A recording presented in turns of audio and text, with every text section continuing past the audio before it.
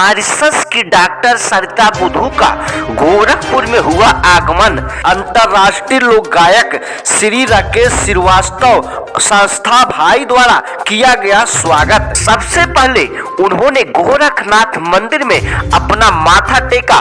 उसके बाद के बनी माटी के लाल के कार्यक्रम में उन्होंने भोजपुरी की गरिमा एवं भोजपुरी के बारे में खूब बखान किया।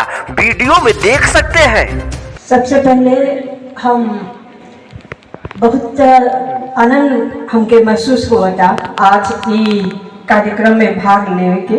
हमके बहुत महीना कुछ 4-5 महीने पहले राकेश श्रीवास्तव जी हमके लिखलन कि आप इंडिया आवत हुआ था। हम खुशी रहती कि हमने के जो कार्यक्रम स्कूल के चलावी राजा आके देखा और उनका कंपटीशन के फाइनल में आप चीफ गेस्ट रही था। हमारी भारत और प्रवासी भारतीय दिवस बाटे उज्जैन में इंदौर में 8, 9, 10 जनवरी। उससे पहले हम हैजापरी आईली और आपके बीच में आकर के हमके बहुत खुशी हो।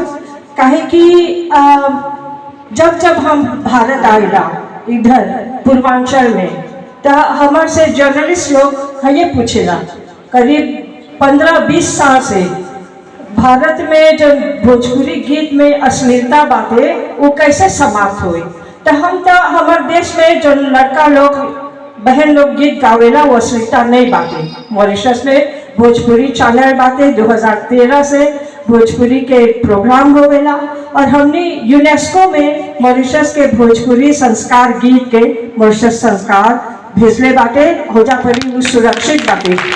2016 से जब दिन भारत के योगा के वहाँ स्थान मिलल विश्व पटल पर, वही दिन दिसंबर 1 हम रहली होजापरी हमारे ऑफिशियल डेलीगेशन में।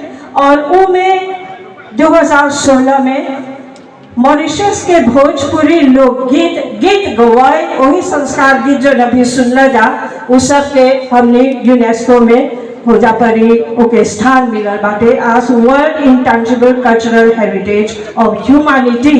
यानी कि आपके भोजपुरी गीत जो हमने के पूर्वज लोग हैजा से ले गए मॉरिशस से यूनेस्को के भर दुनिया के वो अब संस्कार हो गए बाटे वो कल्चरल हेरिटेज बन गए बा।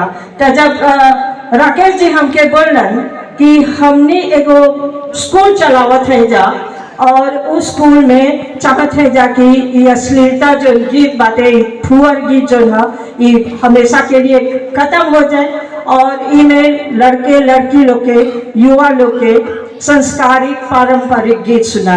तो आज आके है जापरी हमारे दिल गदगद हो गए और इतना गीत इतना उच्च कोटि के गीत जन बाटे हमने भोजपुरी के गीत गवाई जन बोलत है संस्कार गीत के नया पीढ़ी में आने का दिन एक स्कूल हम खोल ली और वो में खुशी के बात है कि आदित्य जी नाथ योगी जी श्री योगी जी हमने के मॉरिशस सरकार के चीफ गेस्ट बन करके आए रहन 2017 में। और वो में जब हमने के प्रवासी भारतीय आगमन के 2 नवंबर के मनाए जा वो सब गीत देख करके बहुत खुशी हो रहन। और आज जब हम गईली गोरखनाथ मंदिर के प्रांगण में तो होजापरी उनकर ऑफिस में बैठ करके हमके बुझार कि मान लो मॉरिशस और भोजपुरी के जो अटूट संबंध है वो हमने के संस्कार पर बनेला संस्कार है। और श्रीवास्तव जी के और उनका सभी साथी जितना लोग फौज हैजापरी आके उनका सपोर्ट करत हुआ जा शिवेंद्र जी पांडे जी का उनका एमसी देख के हम तो उनका मॉरिशस हमने के चाहला आके ऐसे एमसी बनावे के हमने के प्रस्तुति करेगी। तो हम अभी हमने के कितना स्कूल चलल बा जिनमें महिला लोग गुरुवाइन बन करके जो अपन दादी नानी से गीत सीखलन जा 51 गो स्कूल बन गए बाटे मॉरिशस में और तो ना और सब वॉलंटियरी फ्री चलेला। और यही खुशी है कि आज हैजापरी इतना उच्च कोटि के संस्कार गीत सुन करके हम के बुझाता कि अगला आप लोग के जो फाइनल हो आवत बरिस हमने के प्राइम मिनिस्टर अनाउंस करने वाली कि मॉरिशस में अंतर्राष्ट्रीय भोजपुरी महोत्सव होए आवत बरिस नवंबर के आसपास। हम चाहे सोचेला कि आप लोग आगे अपन फिनाले हो जा परी करिए जाए और उनमें झूमर डांस भी, झूमर के नृत्य भी दिखाइए जा तब बहुत अच्छा रही। और इस सब कारोबार बायलैटरल से रिलेशन से होएला ICCR से और मॉरिशस के सरकार जो भारतीय उच्चायुक्त बाते हमने देखा जा किस तरह से ये सब प्रोग्राम प्रस्तुति हो। आप लोग के बहुत बढ़िया, आप बार बार जन श्रीवासन जी पांडे जी सब गायक लोग के बहुत उन लोग के मानना थ्रेटन करलन, उन लोग के बोलन कि अश्लील गीत ना गावे के। यही आप लोग चारों तरफ पूर्वांचल में जाके बजा तो अश्लील गीत अपने आप से मर जाए। हम बहुत खुशी हैं कि